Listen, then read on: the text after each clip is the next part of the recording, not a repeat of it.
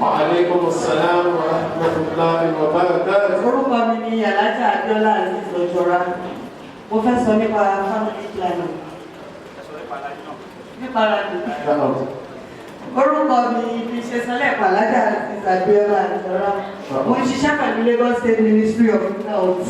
Mo tún wá ṣiṣẹ́ pẹ̀lú NURI. NURI stand for Nigeria Urban Reproductive Health Initiative. Mo lè ń ṣiṣẹ́ pẹ̀lú Alive and Thrive International àti SFH Society for Family Health. Gbogbo àwọn tí mo kà sílẹ̀ NGO tí wọ́n but wọ́n wà affiliated sí Lagos State Ministry of Health. Gbogbo wọn tí mò ń sọ nípa wọn family planning nìkan ni iṣẹ́ tó ń ṣe. SFH ní tiwọn wọ́n ṣe pure family planning. NURI family planning. Alive and Thrive ní tiwọn àwọn pé breastfeeding dání. Mo jẹ́ breastfeeding guardian fún Ọ̀jọ́ local government. Àwa méjì náà ni. So ẹnì kejì ní Kẹ́hìndé Ayọ̀délé. So ní SFH Society for Family Health. Mo jẹ́ guardian àwọn náà níbẹ̀ fún family planning. Bẹ́ẹ̀ni NURI mo wà ní ara Interfaith Forum wọn. Àwa méjì là ń represent Ọ̀jọ́ local government. Èmi pẹ̀lú Pastor Ayọ̀ Putel. Ọmọdé Ayọ̀ Putel àwa méjèèjì yẹn là ń represent Ọ̀jọ́. وعليكم السلام ورحمة الله وبركاته. Orúkọ tèmi ni Mariam Shauban. Mo dẹ̀ jẹ́ akẹ́kọ̀ọ́ ìmọ̀ ti popular as student of knowledge so basically and I run the Children Foundation where we focus on promoting child welfareism. That's Noble Heart Children Foundation on health, education and social economy. So basically I'm here to learn as much as I'm here to deliver. So thank you. وعليكم السلام ورحمة الله وبركاته. Orúkọ tèmi ni Abdulmoye Ogungbe. Mo jẹ́ specialist ní Department of Obstetrics and Gynecology ní Lagos University Teaching Hospital. Ọlọ́run ló pé ìtọ́jú àwọn obìnrin nìkan làwa máa ń ṣe. So anything tó bá jẹ mọ́ ìtọ́jú ojú ara obìnrin àti tó jẹ mọ́ ká lóyún ẹni tó fẹ́ lóyún àtẹni tó ti ní àtẹni tó ti tó fẹ́ ní tí ò ní gbogbo ẹ̀ ni àwa máa ń ṣe lọ́dọ̀ tiwa. Ètò wọn ní ká wá sọ̀rọ̀ pa ẹ̀ lénìí. Mo rí i pé gbogbo àwọn tó wà ń kálẹ̀ náà ẹ́kípàtì ni wọ́n bọ̀ gbogbo bó bá ṣe wò kórí àgbìyànjú láti address gbogbo ọ̀sánsì lórí ẹ̀. Mo kí àwọn àmì ìrù wa, Ọlọ́run àti ẹ̀pẹ́ fún wa, Ọlọ́run àti àríyìn pẹ́, àlékún gbàdúrà, àlékún dárájà Ọlọ́run ṣàbáwá nìyẹn. A ti rí yín àdúgbò léde ẹ̀dídà àríbànújẹ́ lágbára náà. Omi gbóná ò ní jáde lójú yín lórí ara yín lórí ọmọ lórí àwa àdúgbò. Ọlọ́lá ìlà ilẹ̀ lọ, ọlọ́lá láwùlà. ولا قوة إلا بالله العلي العظيم. Mo kí my darling sister kan wà lẹ́gbẹ̀ẹ́ mi. Gẹ́gẹ́ bá ṣe sọ ní gbogbo náà lẹ́nu. I want to learn and be learn as well. Ọlọ́run àgbà fún wa. 10 minutes gbogbo rẹ̀ má bínú. Mo kí gbogbo àwa lọ. Lọ́kùnrin lóbìnrin. Mo kí wa bẹ́ẹ̀ Assalamu alaikum wa rahmatullahi wa barakatuh.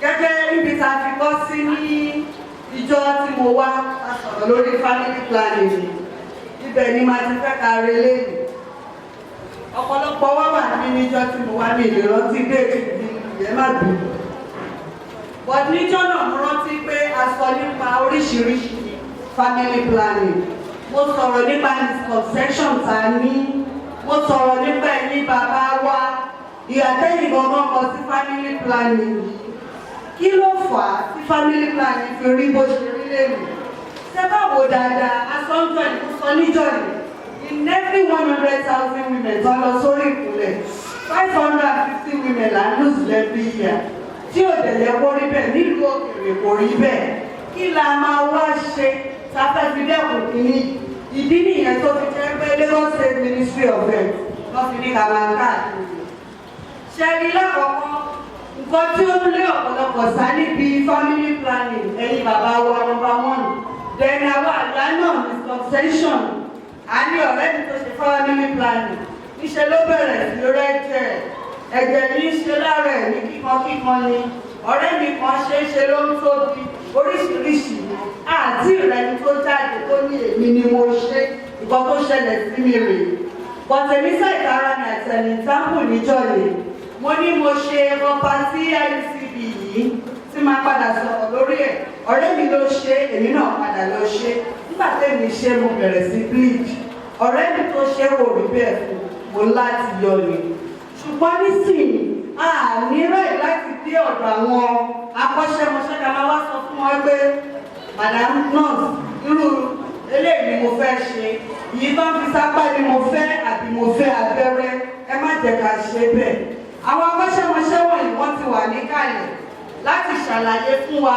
bẹ́tò kọ̀ọ̀kan ṣe rí alákọ̀ọ́kọ́ mo fẹ́ sọ nípa pills ṣẹ́láwọn pills yìí obìnrin tó lè lò á di obìnrin tó lálàáfíà tí nǹkan kò ṣe tó dẹ̀ fẹ́ tètè padà sí fertility ẹ̀ dàtí sí pé tó bá lò ó nísìn tó bẹ̀rẹ̀ sí lo pills yẹn pills eléyìí sìn ẹni tí eléyìí làkọ̀ ṣẹ́rẹ́lẹ̀ ẹni tó bá máa lélẹ̀ á jẹ́ pé ẹni tó ń tọ́mọ lọ́wọ́ tọ́mọ yẹn tí ò less than 6 weeks ọmọ òòjọ́ sí ọmọ ọ̀sẹ̀ mẹ́fà ní tó máa bẹ̀rẹ̀ sí lòrò sí ọ̀sẹ̀ mẹ́fà lóṣù mẹ́fà ẹni tó bá ti bímọ tó ti dàgbà eléyìí ni tó bá fẹ́ máa lo pills eléyìí ẹni náà máa bẹ̀rẹ̀ sí lò tó bá jẹ́ kó ti lọ́dọ̀ àwọn akọ́ṣẹ́mọṣẹ́ wọ́n ti advice ẹ̀ wọ́n wà kalẹ̀ láti kánsẹ̀lì á bẹ̀rẹ̀ sí lo pills ìdẹ́ṣẹ́ pé mo lò lẹ́yìn mi nílò lọ́la rárá o tá a bá fẹ́ lò a gbọ́dọ̀ wọ pé mo fẹ́ máa lo òògùn ilé àpò méjì àárọ̀ every day that's to be 7 o'clock tó bá jẹ́ bálẹ̀ la fẹ́ máa lò lálaalẹ́ àmúta nǹkan tá a bá máa lò á bẹ̀rẹ̀ sí lò ìyẹn jẹ́ lórí pills ṣẹ́wárí pills tí mò ń sọ yìí o ìgbà àwọn fẹ́ sọ nípa effectiveness 92 to 99%. Kò dẹ̀ sí family planning kankan tí ò ní side effects. Side effects ẹ̀ wá fẹ́rì ó dìbẹ̀ lórí ara. Ṣé àwọn ẹgbẹ́ àwọn obìnrin bá ṣe wà ní? Ara wa bàbá ṣe ń dàgbà sí ló máa ń fertility kìíní wa ó máa ń change hormone wa ó máa ń change bá ṣe ń dàgbà sí. I will talk about that one later. Then a ní abẹ́rẹ́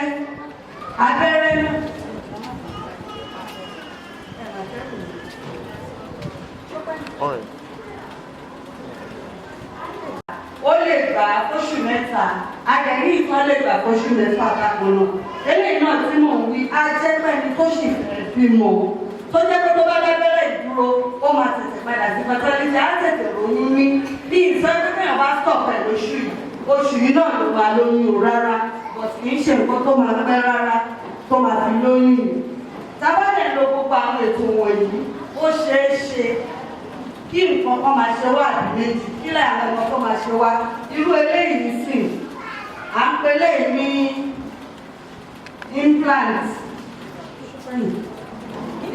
náà yìí sábà máa lò bó ṣe wà rí bó ṣe lè pàṣẹ ráńdì pé ká lò ẹni tó bá fẹ́ ṣe bíi ọlọ́dún mẹ́ta á lo ẹyọ wọn ẹni tó bá jẹ́ 5 years ló fẹ́ á lo méjèèjì apá wa níbi apá wa ń bí ìbàdàn náà máa fi sí kò dé ṣe nǹkan tó máa ń ní wọ́n rárá sábàdẹ̀ ti fẹ́ yọ after 5 years ní àbígbà tá a bá choose wọ́n á yọ rọrùn tí nǹkan kò ní ṣe wá pẹ̀lú ẹni tó sì fẹ́ bímọ ni o mo sọ̀rọ̀ nípa condom lè fáwọn dájú nípa condom ọ̀pọ̀lọpọ̀ mistake la máa ń ṣe ń bẹ̀ ẹni tó fẹ́ lo condom tó rà tán kò wo date of expire date tó fẹ́ expire o ó ra condom nígbà tó rà tán fi sínú purse nígbà tó fi sínú purse ó fi sápò ó jókòó lé ádẹ̀lẹ́ òun lo condom láti fi jíjókòó lé yẹn mistake lè ti wà ń bẹ̀ dẹ́ni ẹ̀yìn bàbá wa tásìkò bá tó ara wò ní balẹ̀ rárá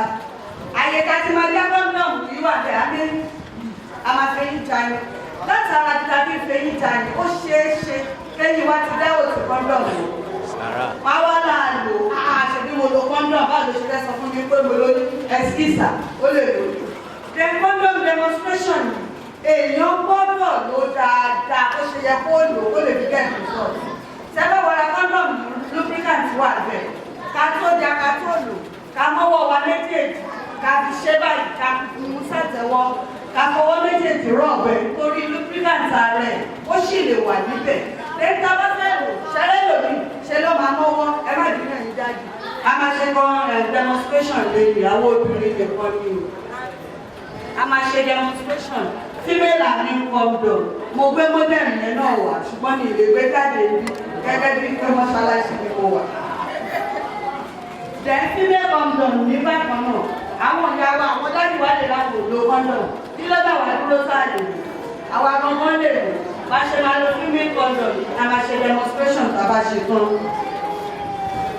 then ẹni kan spermicide náà pè ní ìmú yẹn wá nílẹ̀ ṣẹ́bí yẹn ní gbogbo ìgbà tá a bá fẹ́ ní ìbálòpọ̀ òun la máa fi bojú ara wa tá a bá ti fi sí by the time tá a bá ti fi blood ká ti fi sọ̀hún kò ní àtàwọn anything láti wọlé sọ̀hún tá a bá máa fi ṣe tán tá a bá gbin ní tọ́lẹ̀tì ọ̀run ló máa fi já bọ́ọ̀lẹ̀ pẹ̀lú gbogbo dédé náà ó máa já bọ́ọ̀lẹ̀ pọ̀ jù. dẹ́ndẹ́ndì kan wọ́n pè ní IUC kọ́pá tí gbogbo wa la mọ̀ ọ̀pọ̀lọpọ̀ oríṣiríṣi la máa gbọ́ ọmọ yẹn gbà kan fún báyìí ṣe lórúkọ ìdálẹ́ ṣé lè yí sí láti mú dání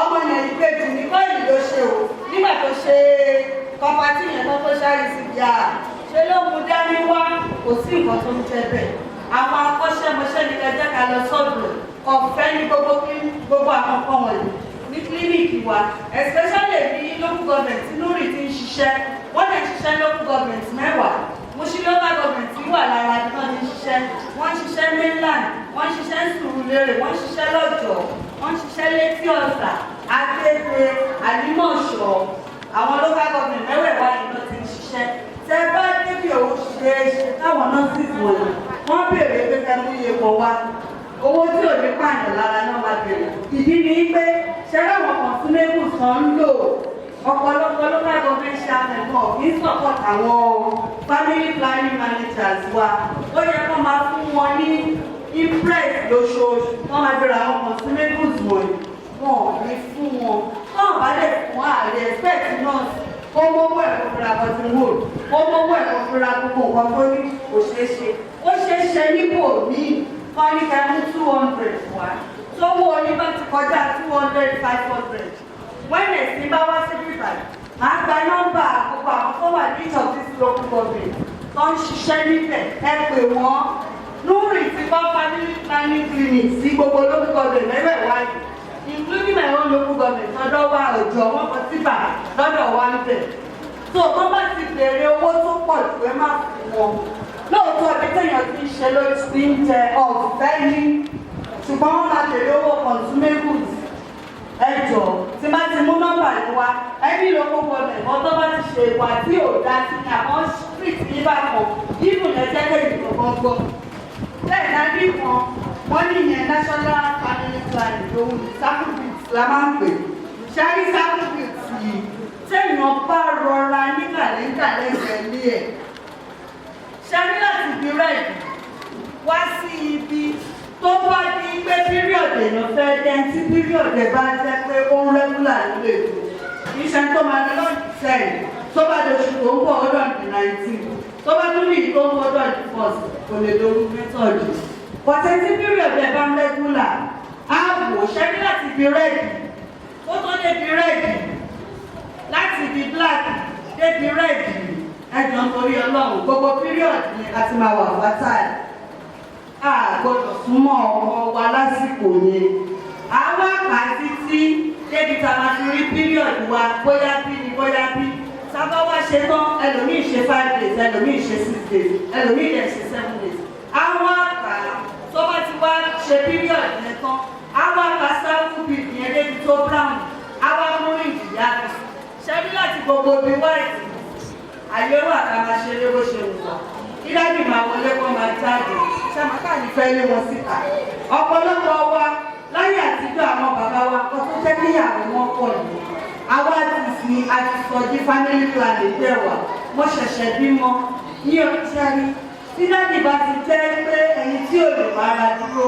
mo ṣẹ̀ṣẹ̀ bímọ ọ̀ràn kan tí à ń ṣe ni o tá a bá ṣẹ̀ṣẹ̀ bímọ tó bá jẹ́ method kan là ń lò wá máa tó débẹ̀ á ṣe ṣẹ́rí sákùbìdì yóò dáa gan fẹ́ni tó bá lè mójútó kó kà á lójoojúmọ́ la máa sún ríǹkì la máa sún síbi tó kàn so lẹ́yìn ètò àwọn obìnrin àtúnríra sọ̀rọ̀ náà lórí lẹ́nu àwọn ẹnìkan wọ́n ń bẹ̀rẹ̀ ní túbọ̀ láìpẹ́ ṣùgbọ́n ṣárélẹ̀ ẹni tí ò fẹ́ bímọ mọ́ rárá ni ò lóbìnrin mo ti bímọ tán mi ìfẹ́ bímọ mọ́ rárá wọ́n rí rìbáàsì àwọn kan sọ pé wọ́n rìbáàsì ẹ̀ ní ìtì rẹ tó rìbáàsì ẹ̀ tó lórí débi tó bá bímọ o ṣẹ́rí gbogbo method tí mò ń sọ látẹ̀kùn temporary method ni tó jẹ́ pé tá a bá ṣe tán láàárín oṣù kan oṣù méjì a máa return back to fertility dáàbì ti pé lẹ́yìn oṣù méjì a máa lóyún eléyìí fẹ́rì lórí ara ẹni tó jẹ́ pé within a month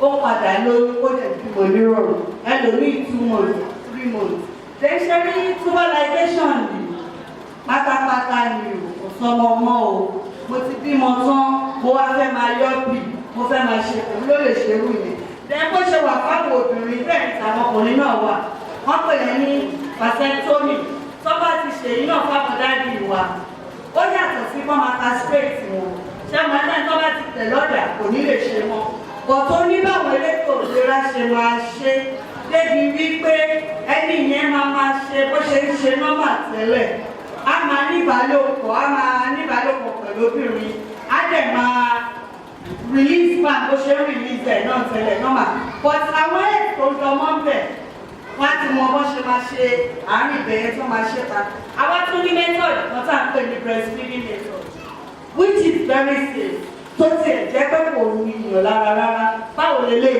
tá a bá bímọ nísìnyí tó bá ti jẹ́ pé ilé hospital government la bímọ sí wọ́n ti ń train àwọn private hospitals náà à ń pè ní early initiation within the first 30 minutes tó bá ti clean ọmọ yẹn wọ́n máa gbé sígbà yàgbẹ́ ẹ̀ ni tó bá ti gbé sígbà yàgbẹ́ ọmọ yẹn fúnra rẹ̀ ibi ọlọ́run ló mọ bó ṣe ṣe fún ẹ ọmọ yẹn máa lo kéèkì ọ̀nà yẹ àwọn elétò ìlera wọn máa ẹ̀pẹ̀ ọmọ yẹn máa bẹ̀rẹ̀ sí mú ọyàn lẹ́sẹ̀kẹsẹ̀ within the first 30 minutes of birth à ń pè ní early immunization then first breast milk tó máa kọ́kọ́ jáde láyàwó obìnrin láti jẹ́ wọ́n máa ní kọ́ fún dànù cholesterol abẹ́rẹ́ àjẹsára tó tò sí ẹ rí wípé àwọn ọmọ yìí mú tó bá bá ṣe early immunization yìí early immunization ni pé wọ́n tètè gbọmọ sí gbàgbé àgbẹ̀ within the first 30 minutes tọ́mọ yẹn bá ti wá mú lò tẹ́ni yẹn àwọn advice gbogbo mothers ó practice exclusive breastfeeding báwo ló ṣe ń ṣe lé ṣé ọmọ ẹgbẹ́ láyé àtijọ́ tó máa ti bímọ ilé onídẹ̀rù ṣàyà ilé onídùúgbò sí yá àwọn ọmọ yìí ò ní ìgbòho eré ọyàn ìyá ọmọ iye ọmọ nídìí for the first 6 months wọn ní ìdí òògùn kankan wọn jẹ ní ìdí orí ọ̀pọ̀lọpọ̀ wà aláyà àtàwọn doctor in the house kẹ́nà wà yọ ọkọ àgbo tí mo fi wo bàbẹ́ẹ̀rẹ̀ kí ló dé tí òní máa do àgbo olúwọ̀ àgbo onílé kan akẹ́bàdodo ọmọ tí wọ́n ọmọ bá ti jábọ́ wọ́n máa pẹ̀lẹ́rù pẹ̀lú kínní èmi náà kó tún gbogbo ilé ìpọ̀tẹ̀lẹ̀ òyò ṣẹ́rí gbogbo ètò yìí kò dáa tó látara àbí ọmọ mi kú níbi tó ti fi ṣe kíní yẹn tó tọ́jú sílẹ̀ tetanus lè wọnú kíní tó fẹ́ fi tó dòdò ọmọ yìí kó wọnú dòdò látara àbí ọmọ ayé tetanus only few ló máa ń sọ̀fà ẹ̀jẹ̀ tó bá ní wọ́n bá ti tètè lọ sọ sí tó tọ́jú pé ọ̀pọ̀lọpọ̀ ọmọ máa ń tibẹ̀ kú ni lẹ́yìn bẹ́ẹ̀ ṣẹ́wọ́lọ́wọ́ àgbà aláfẹ́ ṣe exclusive breastfeeding bàbá ti fọmọ láàárọ̀ àmàwá wa bò rárá o ṣẹ́rí crying òun ni sáyìn tó jẹ́ pé ọmọ yẹn ebi ti pa jù tọ́mọ bá ti ń sunkún ebi ti pa ni lẹ́tà bá fẹ́ lọ́dún àwọn ọmọ lọ́nà ṣẹ́rí bá ṣe máa ń gbé wọn kọ́kọ́ ó máa ń kìtà ní wọn lọ́mọ ní ògbọ́lù attachment wa ó máa ń pàdé nígbà ní ìtòjẹ́ sẹ́ẹ̀dì pé àwọn ọmọ wọ̀nyí àwọn ọmọ kò ní confidence wa o ẹni tó fẹ́ fọmọ lọ́nà tó jókòó bí mo ṣe jókòó yìí báwo ló ṣe fẹ́ rí ṣáyé òdúró àwa bá ẹ̀rí báyìí àwa ọmọ yẹn á ṣe bí bread ọmọ yẹn kò ní confidence àwa àyà náà kò ní confidence wa ẹni tó fẹ́ fọmọ lọ́nà gbọ́dọ̀ jókòó kó balance ọmọ tó lè fẹ́ pé kórí ọmọ yẹn tábà ti parí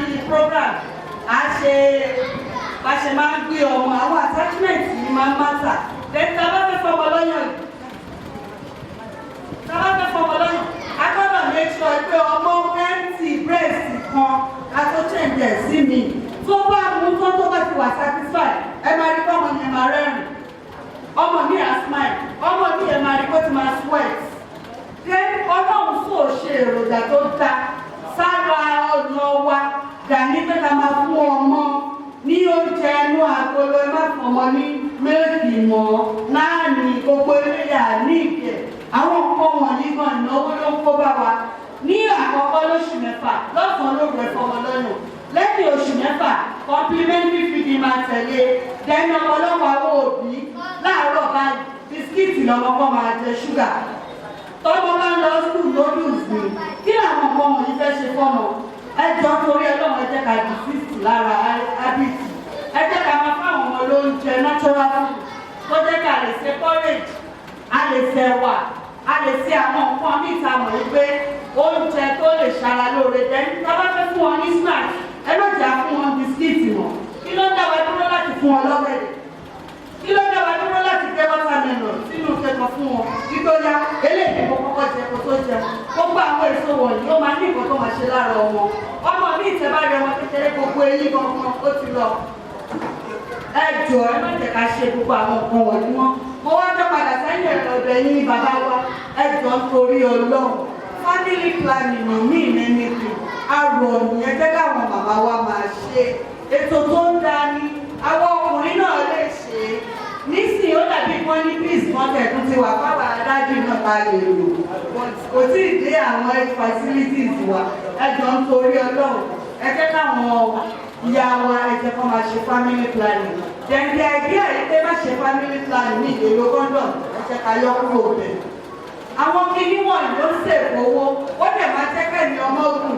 kúrẹ́ àgbọ̀ngàn support program tábà wọnú Quran 2 verse 233 tí mi bá ṣe mistake ó sọ nípa family planning torí àfáàpá breastfeeding nígbà tí Quran dẹ̀ ti sọ nípa ẹ̀ gbọ́ kí ló dé tá a lè ṣe àwa onímùsùlùmí àti family planning àwọn Christian wá ní CBSM child birth spacing nǹkan kan náà lájọ sọ ẹ jọ̀ọ́ ẹ jẹ́ kó máa ṣe Ọlọ́run àgbà fún wa gbogbo àwọn ọmọ wa ló máa yè Salamu alaikum wa rahmatullahi wa barakatuh. So inú mi dùn láti wà ní bíbí báyìí eléyìí jẹ́ ètò tó kúnni lójú coming from the Muslim nítorí pé wá láti ìhà wa níbi àti ìsàwà mùsùlùmí so it's a very very wonderful initiative.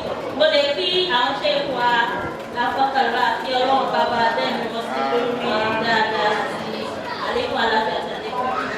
Mo kí alájà tó ṣẹ̀ṣẹ̀ sọ̀rọ̀ sọ ẹ ṣe gan ni that was very insightful.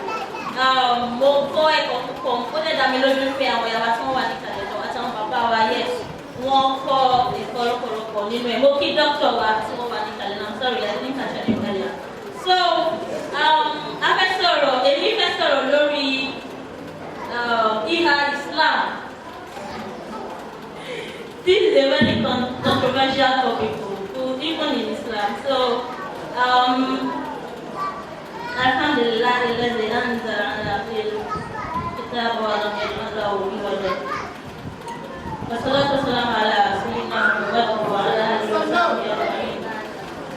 So lákọ̀ọ́kọ́ náà mo kí Ọlọ́run mo sì dúpẹ́ ní ọwọ́ rẹ̀ ọba tó ṣe pé ó dá àgbàrá láì fi àbàwọ́n kọ̀ọ̀kan sí inú ẹ̀ kí ìjà àti ìgẹ̀rẹ̀ tó sì máa bá àtọ̀wọ́ ọmọ ọ̀tọ̀ àlejò sẹ́lẹ̀. Àkọ́kọ́ náà tá a bá ní family planning àbí birth control ètò sí fífi ètò sí ọmọ bíbí ó jẹ́ topic tó jẹ́ pé ó yẹ ká lọ́pọ̀lọpọ̀. So àwọn ẹwà ti sọ apá kan nípa the health benefits and all those things, you know, economic and societal benefits lè lórí. So Islamically mo fẹ́ kí a mọ̀ ní pé ní kò sí nǹkan tó ń jẹ́ pé èèyàn ń fi ètò sí ọmọ bíbí pé all that person ó wà tán nínú Quran that is there is no clear verse or clear hadith tó sọ̀rọ̀ lé lórí pé ẹ̀fẹ̀ tó sọmọ bíbí. So eléyìí ló máa ń fà kí ọ̀pọ̀lọpọ̀ ìyá apá ẹni kó wà nídìí ẹ̀ káwọn afá kan ní pé sí ìtọ́lọ́wọ́ sọ bẹ́ẹ̀ ni pé àti pé iye làwọn àyà kó wà tọ́lọ̀ sọ ni pé kí ẹ má ṣe pa àwọn ọmọ amáṣe bẹ́ẹ̀. So basically mo fẹ́ kí a mọ̀ ní pé ní inú Islam gbogbo nǹkan tó dé ìpìlẹ̀ fún gbogbo òfin tí a máa ń lò àbí tí a ní láti máa request nínú Islam òun náà ní Al-Quran lẹ́yìn a máa mú hadith fún àwọn nǹkan tí a ní further explication that is àlàyé mọ́ àlàyé lé lórí a máa wo hadith tábà tí wàá rí nínú hadith a máa wo ijtihad that is àwọn ìgbìyànjú látara àgbọ́yé àwọn verses of the Quran. Àmọ́ ní ti eléyìí ni a fi wá rí tí àwọn àfáà wá ṣe wọ́n wá tú ọ̀pọ̀lọpọ̀ àwọn áyà àti àwọn àdìs wọn tún sí pé tábà wo áyà àwọn àríkọ́ náà ọba náà sọ ní pé nǹkan tó lọ́n ṣàlá ti sọ̀rọ̀ òun náà ọ̀yá wá fi mention Quran 2:33 lẹ́ẹ̀kan láti Suratul Baqarah níbi tí ọlọ́wọ́ bá ti sọ ní pé wal-walidatu yurdi'na awladahunna hawlayni kamilayn. That is ní pé kí àwọn obìnrin náà káwọn ìyá bí wọ́n fún ọmọ ọlọ́run 2 years. So eléyìí àwọn àfáà kan ti tọ́ka sí pé ìyẹn ti túmọ̀ sí pé 2 years ìyẹn náà ni as in kéèyàn fi bíi 2 years because àti tí ọba fọmọ ọlọ́yàn lọ́wọ́ fún láàrin àsìkò kan kò lè ṣe kí n pé bí àwọn fẹ́ bímọ kan láàrin àsìkò yẹn so you are still taking care of one definitely you give time to that one to take care of that for 2 years so that's like a natural or the most Islamically inclined child spacing. Ṣùgbọ́n a rí àwọn hadith kan náà then another verse with that regard náà ní Suratul Luqman 31:14 tí wọ́n sọ pé wọ́n fi sọ́ọ̀lù fi àmì but it's still talking about 2 years pé èèyàn máa fún ọlọ́run fún 2 years. So ilé làwọn ọ̀pọ̀lọpọ̀ àwọn tí wọ́n máa ń ábí lórí pé ṣáìṣẹ́sì wà tí ó bá fi ṣe bẹ́ẹ̀ ní pé that meaning of this verse tọ́tọ́ lọ́run sọ níbi ìgbà yẹn so wọ́n máa ń fit side ibẹ̀ yẹn dáadáa. But àwọn tí wọ́n wá ní pé rárá o ọlọ́wọ́ fẹ́ kí ká fi control as in kí a máa ṣe ìdánwò pè ní family planning àbí ìdádúró fún bíbímọ àbí kọ̀ọ̀kan báyẹn òun náà ni àyà tó wà nínú Suratul Isra that's 17:31 níbi tí ọlọ́run ti sọ ní pé wàlá tẹ́tù bára ń zùlá ìlọsẹ̀ ìtọ́jú wàlá tẹ́tù lu awladakum khashyata imlaq nahnu narzuqukum wa iyyakum inna qatlahum kana khita'an kabira. That is kí ẹ má ṣe ṣe kí ni kí ẹ má ṣe kan àwọn ọmọ yín látara pé ẹ ń bẹ̀rù òṣì. We provide for them and for you. Àwa ní ẹni tí ó ń ṣe provision yìí tó ń ṣe sustenance fún yín and we provide for you too. So báwo lè ṣe máa kí ni ti sin ọlọ́run tó dá gbogbo nǹkan sí wọn ní pé òun bó ṣe dá ilé ló ń dá nǹkan tó máa fi survive lé lórí. So do not kill your children for fear of poverty. Eléyìí máa jẹ́ èyí tí wọ́n máa ń dìmú jù ní pé okay ṣe ti release ní pé ọlọ́run ní kí a má ṣe kọ́ báyìí nítorí pé à ń bẹ̀rù òṣì. So in looking at this thing, let us look at the concept of birth control. Bàbá ní ká fẹ́ sọ̀rọ̀ lórí birth control or family planning because mo máa lọ interchangeably basically the same thing here. So in this sense it doesn't mean that kí a ṣe kí ni ọmọ owóró mẹ́rin ni kí a bí gẹ́gẹ́ bí Lagos the government the Nigerian government proposed a few years back ní pé kọ́fì ètò sí ní pé ọmọ mẹ́rin family kan àwọn kan ní China náà I think if I am right wọ́n ní pé ọmọ kan family kan so ìyẹn ní Islam ò fẹ́. So kí ni títí yín kan pé iye ọmọ báyìí ni family kan gbọdọ̀ bí ẹni family kan bá lágbára láti bí jù bẹ́ẹ̀ lọ ẹjọ́ kó bí èyí tí bá lágbára tó yẹ that is societal ṣá but Islamically me I want us to talk about the concept now the concept of birth control in Islam I mean for the purpose of this discussion kò kí n ṣe lórí pé ọmọ mẹ́rin ni family kan gbọdọ̀ bí àbí méjì ni family kan gbọdọ̀ bí àbí jù bẹ́ẹ̀ lọ no we are looking at you giving birth to a manageable and capable number of children by individual family. That is, iye ọmọ tí family kankan lè tọ́jú, kán lè mójútó, so that àwọn ọmọ yóò ní máa fa nuisance in the society, wọ́n ní di nuisance in the society. Ní di ọmọ kọ́mọ láwùjọ. So that is for the purpose of this discussion. That is what we mean by birth control or family planning. So moving forward, we now look at the different views of these scholars. Our scholars gẹ́gẹ́ bí wọ́n ti sọ látara ayé alákọ̀ọ́kọ́lá Surah Al-Baqarah verse 233 sí àwọn kan ní nǹkan tó lọ́wọ́ gbà lérò by saying that as in when you space a child tó bá máa fi fọmọ lọ́mú fún 3 years that's like a natural spacing. Then ayé àmì náà sọ ní pé wàhálà tẹ́kùlù ọ̀la ní pé kí ẹ má ṣe ṣe kí ni kí ẹ má ṣe pa àwọn ọmọ yìí. So a ní lára àwọn there are other hadith 2 years tí wọ́n ti sọ ní pé ànábì ní pé kí ẹ bí sí sallallahu alaihi wasallam ní pé marry those who are loving and fertile for I will be proud of your great numbers before other nations.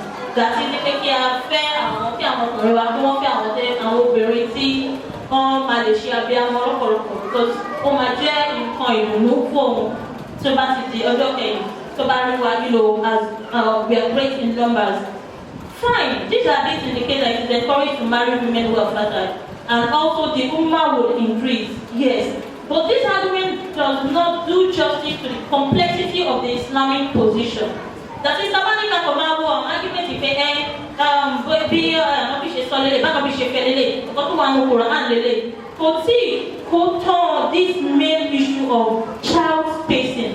Fine, we know that during the Prophet's lifetime, kò sí gbogbo àwọn contraceptive tí ìyàwó adarúkọ yìí. Àwọn, so many of these things.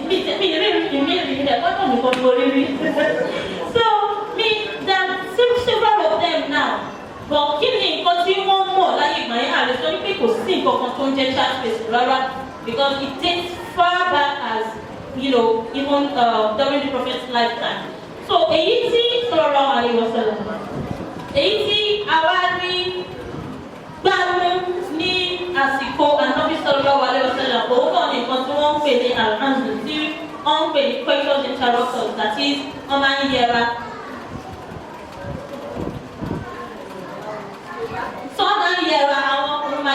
So yes, so that was an established one, yes, during the Prophet's lifetime because only even Sayyidina Ali he was practicing that and but see all them you go and not be so long and not be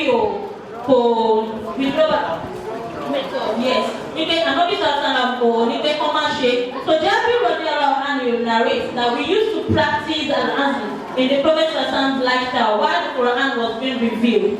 And another version of the same hadith read, we used to practice as during the Prophet's lifetime and he was informed about this and he did not forbid us. So, any kí àwọn Mùsùlùmí tí wọ́n fi sí, that is àwọn scholars tí wọ́n fi sí pé child spacing is allowed in Islam, ó jẹ́ kí wọ́n túbọ̀ fún wọn ní conviction. Yes, it is allowed. After all, this was done during the lifetime of the Prophet and he didn't say anything, he didn't forbid it. So, Abu Sa'd also now narrated that the Jews say that after is minor infanticide. So the Prophet said the Jews are wrong. For if Allah wanted to create something, no one can divert him. So, definitely. Àmọ́ kí ni o kí àwa náà ṣe gbìyànjú nítorí àárín náírà tó náà sọ pé owó ní change condition àwọn aráàlú kan àyàfi tí wọ́n bá ṣe kí ni tí wọ́n bá change ìfọ̀rọ̀ wọn.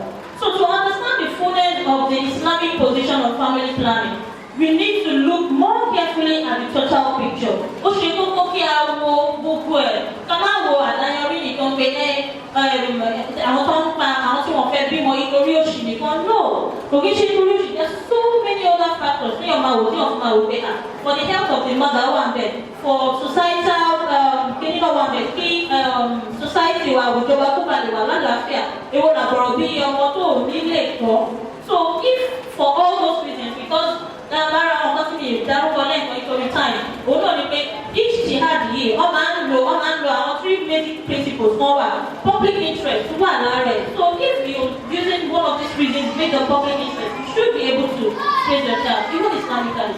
So let's look at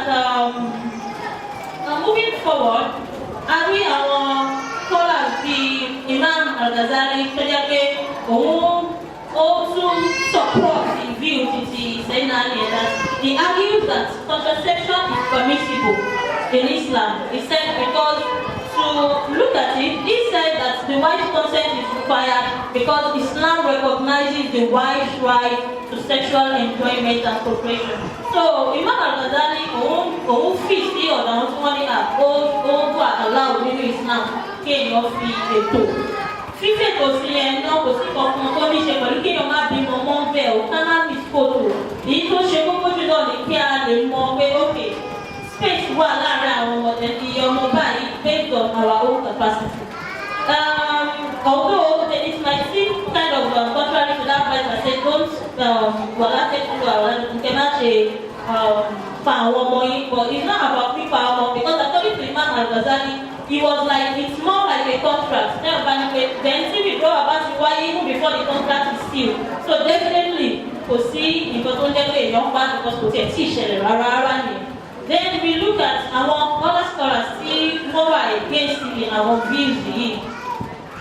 We have Ibn Hazm, òun wà of the view ní pé it is not allowed, even after tí wọ́n sọ yìí ní pé according to Prophet Sallam that there was a woman who heard the prophet refer to as hidden infanticide. All these are like fine, not our Allah, oh, eléyìí big, eléyìí strong. So basically that was what Ibn Hazm based his own his own standpoint on or allowed as it was reported by Judama that a woman said so and so that she heard the prophet refer to the withdrawal method as hidden infanticide. So recently, Abari ọ̀pọ̀lọpọ̀ àwọn Mùsùlùmí tí wọ́n ṣe yẹpẹnu lọ́pọ̀lọpọ̀ lórí pé this is right, it is not wrong. So àwọn ọ́fíìsì viewpoint Imam Al-Ghazali àwọn ọ́fíìsì viewpoint irú àwọn Muslim scholars bíi àwọn Ibn Hazm and also some of the these Imam Maliki and the like. So there are so many of them. Yaqawa and all these yaqawa are what even like they are allowed in Islam or bring about even the development of Islam and Islamic views. So, but the truth is that reality stares at us, and most importantly to everyone their choice. But ultimately, the will of Allah supersedes all, above and beyond. So whatever we choose to do, we choose to follow those who allow or who say that it is permitted in Islam, or you choose not to follow them. Ultimately, the will of Allah must supersede. And in conclusion, the majority view is that a Muslim family is permitted to engage in family planning. That's the thing that they must. Then the actual answer, however, to today's question of whether Muslim families ought to be encouraged by their institutions to engage in family planning is somewhat more complicated. That is,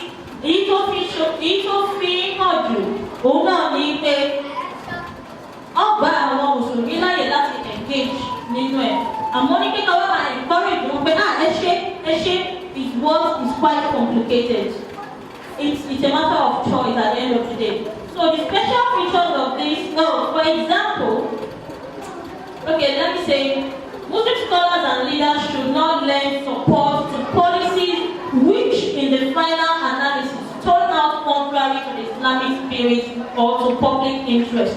So Muslim scholars don't have to deal with the fact that, if you are advising them that, you can do this based on so and so, it should not be contrary to lay down principles and, the major tenets of Islam, because family life is very, very important, and having a family, whether big or small, is important in Islam as well. So, in order to avoid poverty, this permission should not be distorted so as to discourage or deny poorer people or less technologically developed countries their right to propagation. So we should just be careful. Muslim scholars basically, they should focus more on how to, educate people. What should man share how to go about it, and because calling Islam so if it's over permissible day àti nǹkan tí kò yẹ kó ṣe irú ìtàn màmá wa sọ nípa pé àti tí ò bá fẹ́ bí mọ́mọ́, well, I think that one is like outrightly wrong in Islam. So basically, if it's some opinion in Islam is permissible, but in some instances, based on some scholars' opinion, it is actually makruh, that is wọn ò fẹ́ kí a ṣe, but it's not like àárọ̀ ìpè totally for me. Tí Ọlọ́run ọba kí ó ṣe àkóríjì fún mi lórí gbogbo ibi tí mo bá kí sí lórí ẹ̀rọ tó ń sọ yìí. Kí ó sì kọ́ gbogbo àwọn ọ̀ṣẹ́. Assalamu alaikum warahmatullahi. إن الحمد لله نحمده ونستعينه ونتوكل عليه ونعوذ بالله من شرور أنفسنا ومن سيئات أعمالنا من يهد الله فلا مضل له ومن يضلل فلا هادي له ونشهد أن لا إله إلا الله وحده لا شريك له ونشهد أن محمدا عبده ورسوله أما بعد أحييكم بتحية الإسلام السلام عليكم ورحمة الله وبركاته. Ní ṣókí torí àsìkò ẹ̀wù méjì lè wọ̀ wá bílé mo wọ ẹ̀wù dókítà mo tó wá wọ ẹ̀wù ọmọ kéwú so ọ̀rọ̀ tí màmá bá wa sọ á máa rìn ní ìlànà méjèèjì láì fàgbà wá lásìkò púpọ̀ mo máa kọ́kọ́ sọ̀rọ̀ láàrin ìṣẹ́jú bí méjì kan lórí àwọn misconceptions tó wà lórí family planning bóyá lójú ìlànà ìṣẹ̀ni àbí lójú ilé tí ó jẹ́ practical aspect of it. Àwọn màdìmá àti wa wọ́n ti sọ̀rọ̀ púpọ̀ lórí ẹ̀ tó mi ò ní bọ́dà láti pẹ́ lórí ẹ̀. Wọ́n ní àwọn tó máa ń sọ pé àánú aráàmù ní family planning ní Islam torí pé àdéṣe kan wà láti fi sọ pé bàbá àdéṣe kámá rẹ̀ ṣe kó jẹ́ pé tọ́ba dọjọ́ gbé jà lè dé àmọ̀. Òun lè fi wáyé rẹ̀ pé àwọn ọmọ mi ni wọ́n pọ̀ tó báyìí. Ṣùgbọ́n ẹ bá jẹ́ ká gbàgbé pé ẹni tó bá tiẹ̀ jẹ́ ọmọ àyíjẹ́ náà láti fi kó tiẹ̀ kọ́kọ́ lè fi yẹn gan. Ọmọ tá a bá ní káàkọ́ tó rìn kiri títì tó di Boko Haram tó di ọmọ dàbí ikú ọmọ bẹ́ẹ̀ àtẹ̀jí ò lè fi yẹn gan. Tó ká má jẹ́ kí àwọn misconceptions báyìí kó da àwọn àgbẹ̀yẹ wa lójú. Àwọn màdìmá tí wa wọ́n tọ́ka sí àdìjá lórí ìdúrà àbíláì tó sọ pé nígbà yí àdéhìí àwọn èèyàn máa ń ṣe ilé náà ń pè ní àdáyé ìyẹn withdrawal method tó jẹ́ pé tí ọkùnrin bá ti fẹ́ da àtọ̀ sára obìnrin ìyẹn máa ń mọ̀ tó lákòókò tó ní kó dà sí àtẹ̀jì yọ síta tó jẹ́ pé ìta ló máa dà sí ìyẹn kò ní jẹ́ kí àtọ̀ ọkùnrin àti ẹyin obìnrin kí ó ní àjọṣepọ̀ tó ní kó tiẹ̀ máa tọ̀ mọ́ rárá ìyẹn ní eléyìí tí wọ́n pọ̀ ní gàrí àdébì. However, the fact that pé àdébì ti pàdétì yẹn ó kò ní gbogbo yàrá nìkan la lè ṣe because the failure rate of that method is actually high. Ó ń ṣe gbogbo èyí lórí discipline pé àtúbà ti ń bọ̀. Bẹ́ẹ̀ bá ní pé mo parọ́ ẹ̀rí pé àsìkò gbà ẹni adùn yẹn máa ń pọ̀ jù. Ẹlòmíì wá máa gbàgbé ara ẹ̀. Lásìkò yẹn tó ti pé kó tiẹ̀ tó ní kó jáde ọ̀pọ̀lọpọ̀ ti lọ síbi tí ò yẹ kó lọ. So there are other methods tó jẹ́ pé wọ́n wà more effective than this withdrawal method tó lè jẹ́ pé àwọn àfáàmù ti sọ̀rọ̀ lórí ẹ̀ pé kò sí aburú lórí ẹ̀ pàápàá jùlọ gbogbo eléyìí tí àwọn màmá wa ti sọ̀rọ̀ ń pẹ́.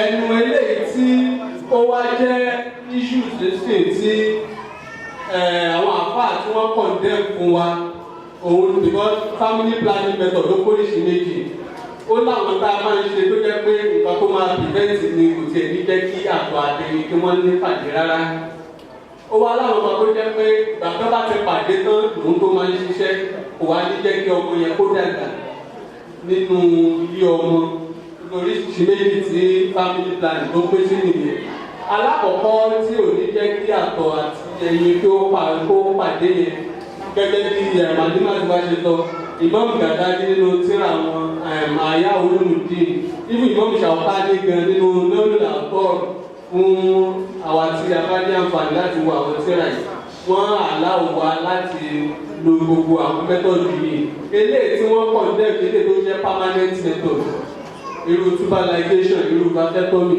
tuberculation yẹn tó ká máa ń ṣe ń bẹ̀ ni pé ó kùn ó lọ láti ilé ọmọ lọ sí ilé ẹyin ibẹ̀ ní fáwọn àgbà kọjá kó tó débi tẹ́lẹ̀ wà okùn yẹn àwa onímọ̀ ìṣègùn a máa ń ká ní kókó tàbí ká gé e tí òfin ní jẹ́ kí fáwọn lè kọjú tá a bá tí wọ́n á ṣe lé àtàkà nìyẹn ìyẹn tó dọdún owó tó di ayé àtúwá báwọn bàbá wa ṣe máa ń sọ. tó irú ẹ̀ ni àwọn àfáà sọ pé no ká má ṣe tí ọ̀rọ̀ wà lórí ẹ̀. Bẹ́ẹ̀ àwọn tó jẹ́ pé ó mọ́ ìgbà tẹ́yàn ń borí jẹ́ ìgbà tó jẹ́ pé àtọ̀ àtẹni wọ́n ti pàdé ọ̀rẹ́ dì kó tó di pé àwọn yẹn ń ṣiṣẹ́ àwọn àfáà tó kọ̀ndẹ́mù yẹn náà. However, even àwọn yẹn náà ó tún wá láwọn condition kan tó ti permit wa bákan ojúwe ní ìṣòro láwọn obìnrin kan tó jẹ́ pé lórí health condition wọn ò gbọdọ̀ lóyún. Tí wọ́n bá lóyún àkóbá ló jẹ́ fún ìlera wọn. Ó lè jẹ́ pákó báyẹn nísìnyí ni ó ṣẹlẹ̀ ní o àbí lọ́jọ́ iwájú. Ẹlòmíì ó wà tó jẹ́ pé ọmọ tó ń tọ́jú lọ́wọ́ ọmọ yẹn sì kéré tó bá ní àwọn lóyún lé ó máa ṣàkóbá fún ìdàgbàsókè ọmọ yẹn àti bẹ́ẹ̀ bẹ́ẹ̀ lọ. Bọ̀ ní ẹni ńlá ní kàlífù lọ́wọ́ lọ sáyé láwùjọ ọlọ́run ò la kankan bọ̀ wá lóhùn kọjá tí agbára wa bá gbé. Ibò lórí àwọn èyẹ náà àwọn bíi àǹfààní àwọn tó ń tẹ̀lé ìmọ̀ọ́mọ̀ àǹfààní àwọn ṣe aláwa pé kódà tí ò bá tún tì pé oṣù mẹ́rin tó jẹ́ àsìkò tí ọlọ́run máa ń fẹ́ ẹ̀mí sí ara oyún tó bá wà lórí condition pé tí arábìnrin bẹ́ẹ̀ bá gbé oyún bẹ́ẹ̀ yóò ṣe ìpalára fún ẹ̀mí ẹ̀ a sì lè tún mú kúrò. Bọ̀ lórí condition pé yóò ṣe ìpalára fún ẹ̀mí ẹ̀ ní ohun kẹ má láàbà kan sọ pé àṣìṣẹ́ yóò bẹ́ẹ̀ oṣù mẹ́rin. Tá a bá tẹ̀ máa ṣẹ́yìn tí ò tí oṣù mẹ́rin a gbọ́dọ̀ lè fi lélẹ̀ pé tí oyún yẹn bá continue ó máa ṣe ìpalára fún ẹ̀mí aláboyún yẹn. tó lórí bẹ́ẹ̀ lórí wọ́n fún mi ní another topic. Topic ìbẹ̀rẹ̀ kejì ni ọ̀rọ̀ lórí kí ni àwọn nǹkan tó ń fa àìrọ́mọbí àtàwọn àìgbọ́ra-ẹni-yé kọ̀ọ̀kan tí ó wà nínú náà. Ọlọ́run ló fún wa lọ́mọ gẹ́gẹ́ bí àwọn bàbá wa ṣe máa ń sọ síbẹ̀ bẹ́ẹ̀ náà Ọlọ́run ò ká yò. Ẹni tí ó bá ṣègbìyànjú Ọlọ́run ní òun náà ó kún lọ́wọ́. Tí obìnrin bá ti wà nílé ọkọ ọdún kan ti pé wọn wà tọkọ ẹ̀dẹ́rìn ríra lóòrèkóòrè bọ̀ Ọlọ́run tí fi á ní sí gbogbo pẹ́pẹ́ fúru wọn. Ẹ jẹ́ kí a má mú mọ́ra ká má sọ pé Ọlọ́run ló ń ṣọmọ. Ẹ jẹ́ ká gbìyànjú ká tọ àwọn tí wọ́n jẹ́ onímọ̀ ìṣègùn òyìnbó lọ torí oríṣiríṣi nǹkan ló máa ń fa àìrọ́mọbí. Àwọn bíi ilé wa ni wọn tó jẹ́ pé kéèyàn mú oògùn jù bẹ́ẹ̀ lọ kó mú àgbo jù bẹ́ẹ̀ lọ kó lè ṣeé ṣe. Lápèjúwe nísìnyí okùn tí mo ní ó kọ̀lẹ́ẹ̀tì ilé ọmọ sí ilé ẹni lẹ́ẹ̀kan tí spam gbà kọjá yẹn. Nígbà míì pàápàá jùlọ ní eré àtàwà wà láfíríkà yìí òun ló fẹ́ jẹ́ pé tí èèyàn obìnrin mẹ́wàá tí wọ́n bá níṣòro àìrọ́mọbí mẹ́rin nínú wọn ibi okùn yìí níṣòro yẹn wà. Ohun tó dẹ̀ máa ń ba okùn yẹn jẹ́ tó wọ́pọ̀ ní wọ́n ń pe kí nínà ní infection ojú ara. Àwọn màmá wa wá ní toilet infection. Báàbá tí ìgbọ́rí ẹgbẹ́ bá mú lọ lé láti ṣe lọ pé kò sí ti ń jẹ́ toilet infection.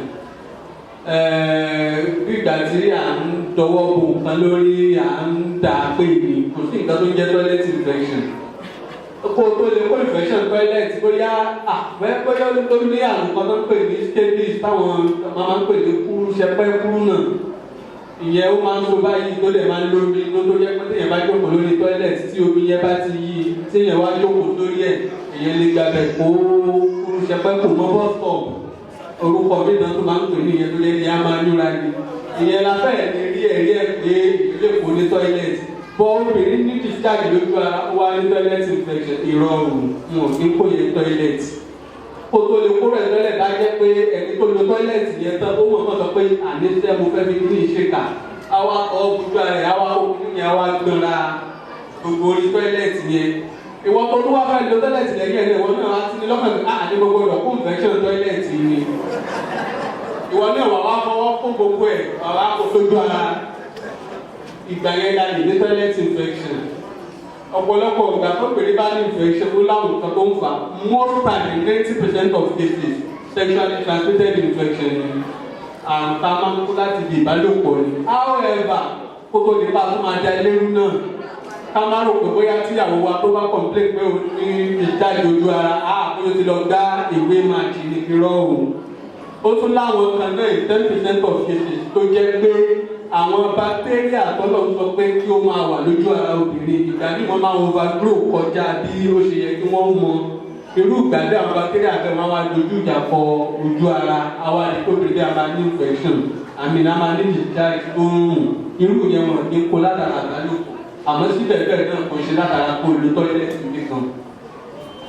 ìmí náà wà lápẹ́ ní candidiasis ìyẹn fungal infection ìyẹn náà wọ̀ ní kó látara àgbálùkù ọ̀ síbẹ̀ bẹ́ẹ̀ náà wọ̀ kó látara tọ́ílẹ̀tì. candida ó máa ń wà lójú ara obìnrin tẹ́lẹ̀ bọ̀ torí àwọn ìṣesí kan bí ká máa use antibiotics tẹ́lifíṣùtì àti lọ́ra tetracycline àti ìlòpọ̀ fúláìjì àti ṣe irú àwọn ká máa ṣerú nǹkan bẹ́ẹ̀ yẹn á pa àwọn bacteria tí Ọlọ́run kó sójú ara obìnrin láti máa dáàbò bò ó. táwọn tọ́lọ́ bá kókó máa dáàbò bò yẹn bá ti kúrò bẹ́ẹ̀ àwọn tó wá jẹ́ ẹ̀hànnà àwọn èèyàn wa wọlé wá àwọn èèyàn máa wá fa kí obìnrin bẹ́ẹ̀ kó máa ní discharge.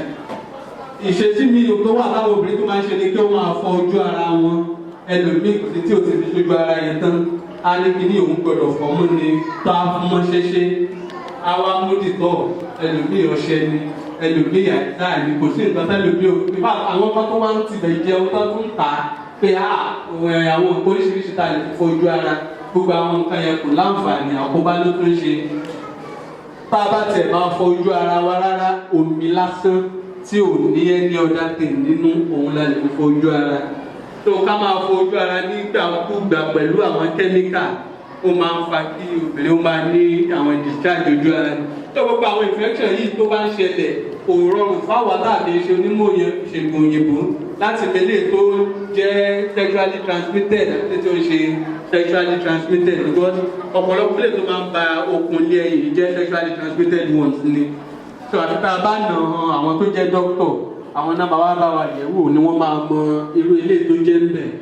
so tá a bá ní discharge pàápàá jùlọ àwa tí ajọ́lọ́mọdé tá a ti ní ọmọ kankan lẹ̀ ọ̀rọ̀ infection ṣe tó yẹ ká máa lọ chemist ló máa tampitox wà kákan lò ó jọ́ mélòó kan káàní àrùn ti tó because lọ́pọ̀lọpọ̀ ìgbà tó bá ti láti bá ó ti fi àákàn pamọ́lẹ̀ díẹ̀ wà ló kọ́kọ́ yóò ti lọ wíwárà tó ṣe ta nǹkan jẹ́ nínú ara tó bá dẹ̀ ti ba olé ọmọ ìjẹ́ ó tún di fáàbàdà àyà tó fi ọ̀nà míì tó wà tẹ́tà ń pè ní IVF irú yẹn ní sìn wọn á gba ẹyin obìnrin wọn á gba àtọkọ wọn á dàpọ̀ àádọ́mọ kò ní nìyẹn kó máa gba ní ilé ohun ìbímọ tó ti yẹn kọjá mọ́ àkàtì orí embryo yẹn àgbé sínú ilé ọmọ obìnrin irú yẹn nìkan ló jẹ́ solution tí tubes ẹ̀ bá ti block ẹ̀dẹ̀ owó ṣe gbogbo wọn lọ́dọ̀ ní pé ká ní ìkápá láti lè ṣe lé because ibi tó ti ń ṣe lẹ́kọ̀ọ́ tó tún tí mo mọ̀ tó ti kíkù jù lé ní ànáwó tó fi sí 1.5 to 2 million naira.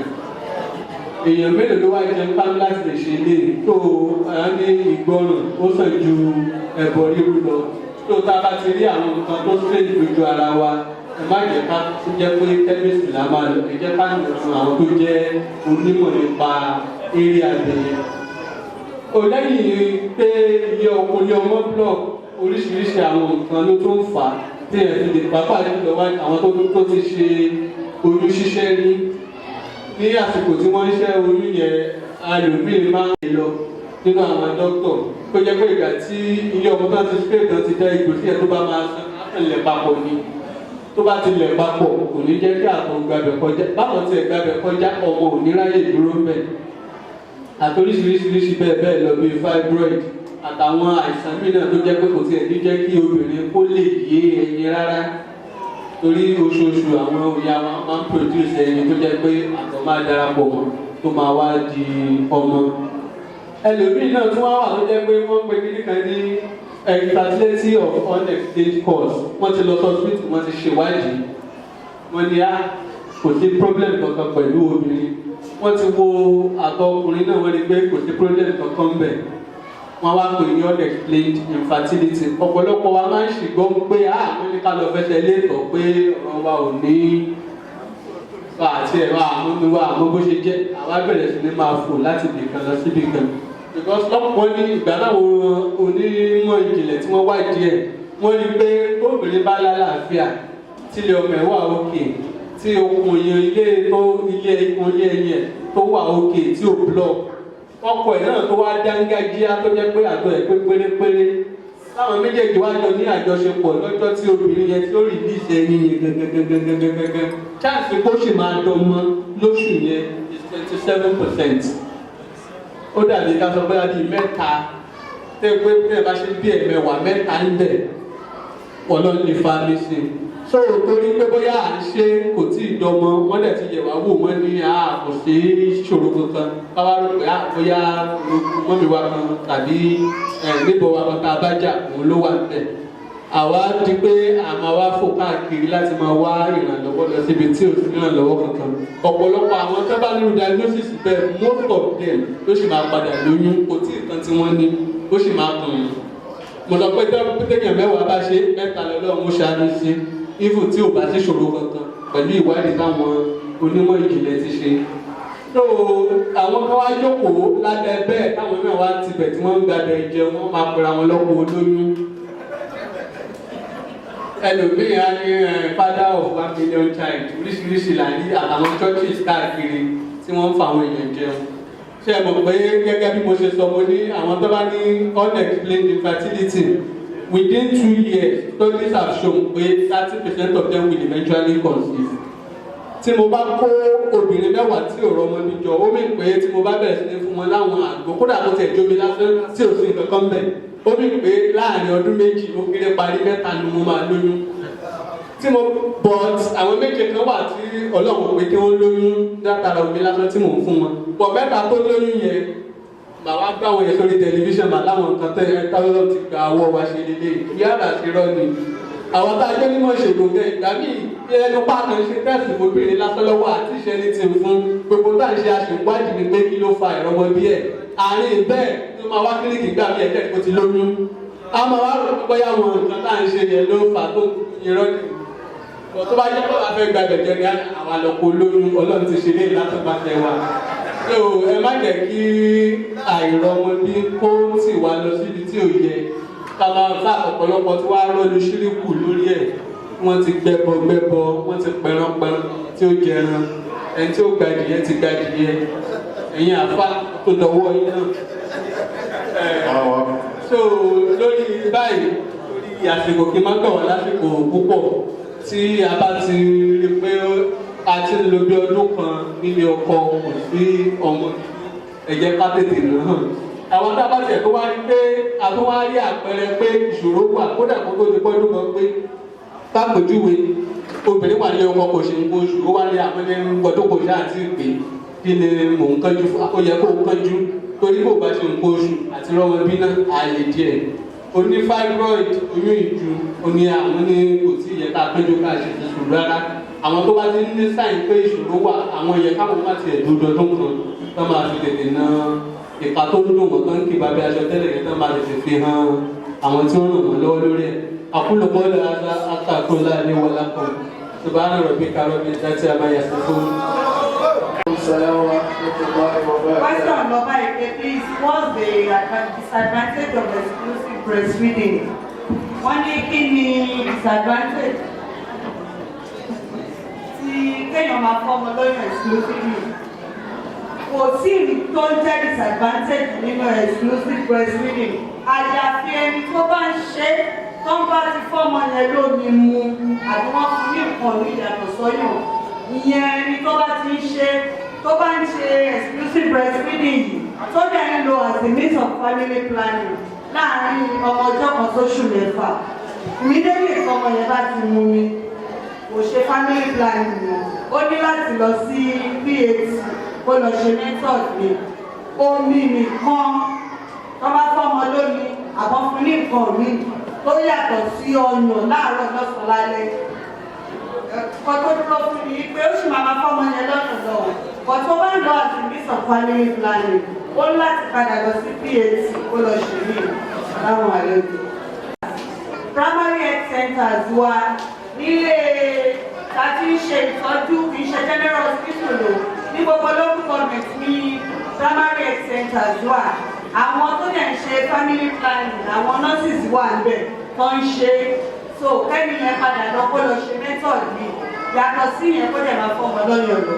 Breastfeeding tó bá fọmọ lọ́yọ̀ láàárọ̀ lọ́sàn-án lálẹ́ ó láti fọmọ yẹn lóru kò ní jẹ́ ojúmọ́ ọmọ nìkan tó bá dòru náà tọmọ yẹn bá tají tó bá bèrè fọyàn ó láti ẹni tó bá ń ṣe exclusive nìyẹn yàtọ̀ sí yẹn ẹni tó bá ń lò fún family planning nìkan ọmọ bá ti mú mi kó lọ ṣe method mi torí kò ní ṣiṣẹ́ fún family planning wọn.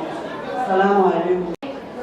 Since all actions are based on our intentions, what should be our prioritized intention from below? 1. Having more children. 2. Considering our present capacity of raising the child in the Islamic way. Teacher, let's go send it. I'm always to be. Options.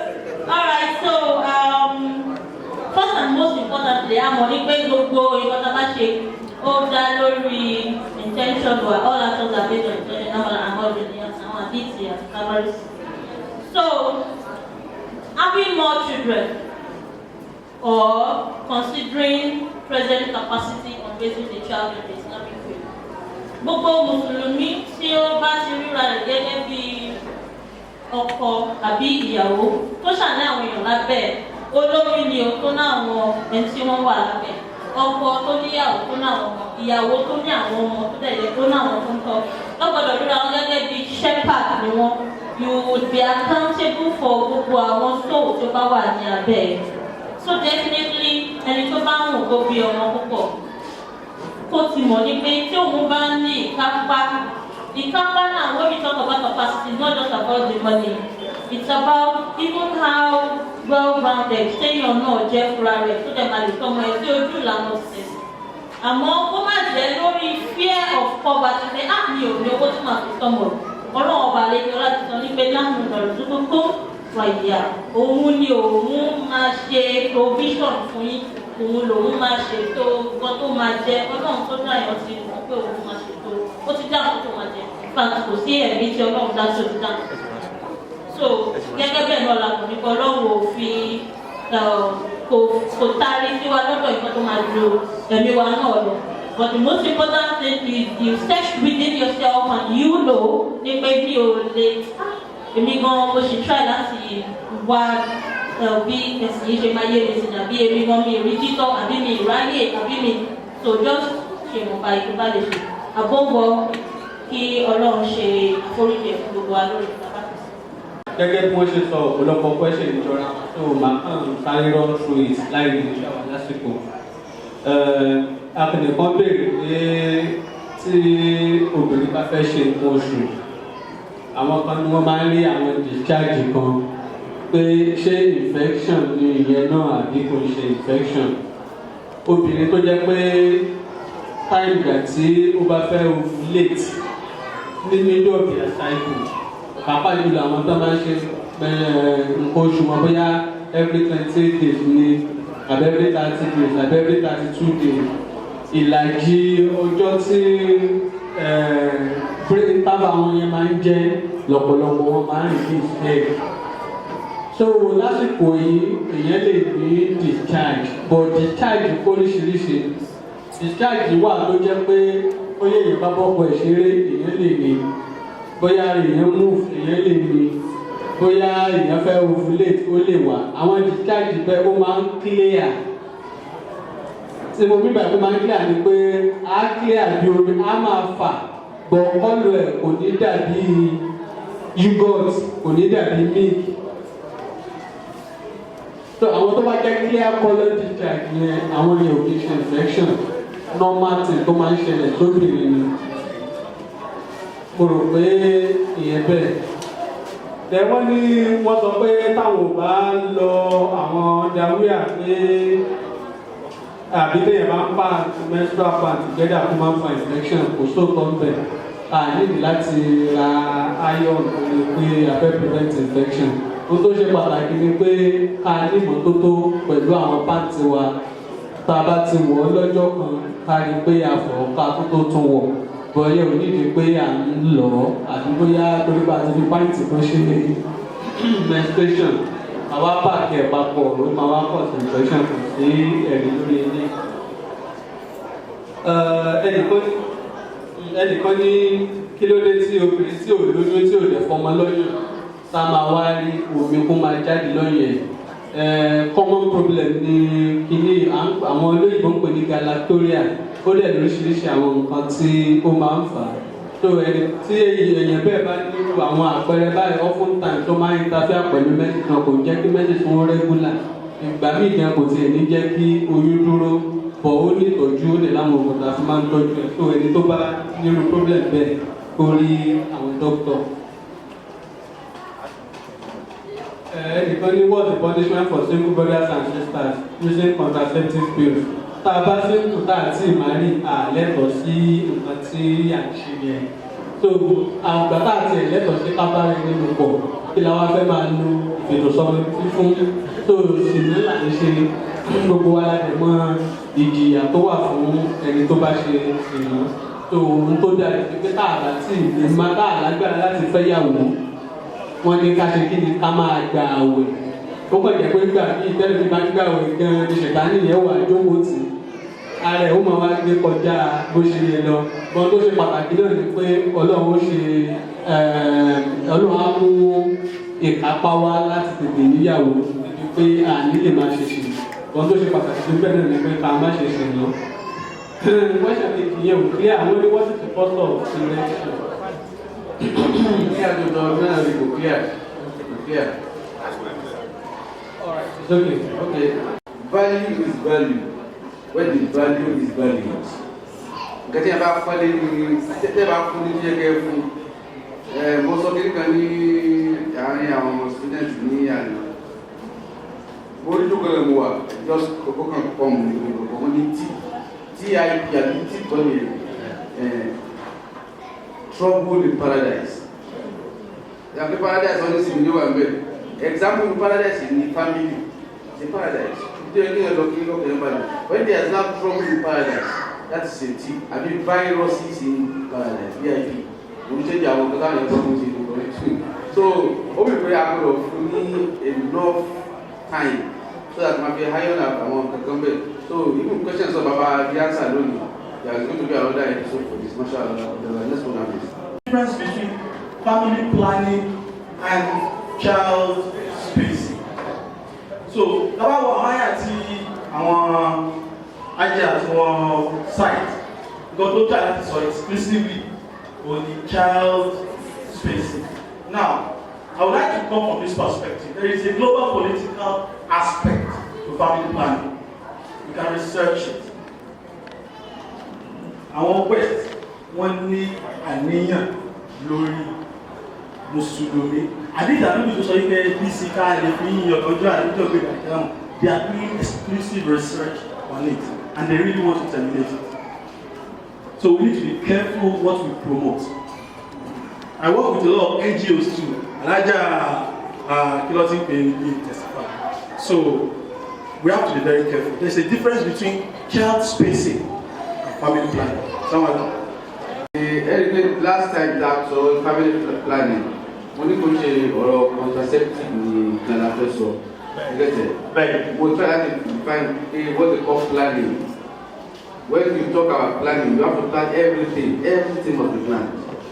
All of them are execute you can't execute, but if you allow you that plan, that's why we are rational being. If you allow you that plan, child spacing, that is the Islam does it to child spacing. Within 28 years of the marriage of the Prophet to Khadija, and that means 4 years interval minimum.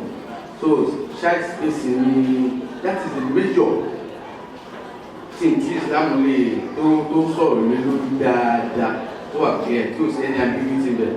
So but that's why we're going to need to continue inshallah. So actually, thank you very much.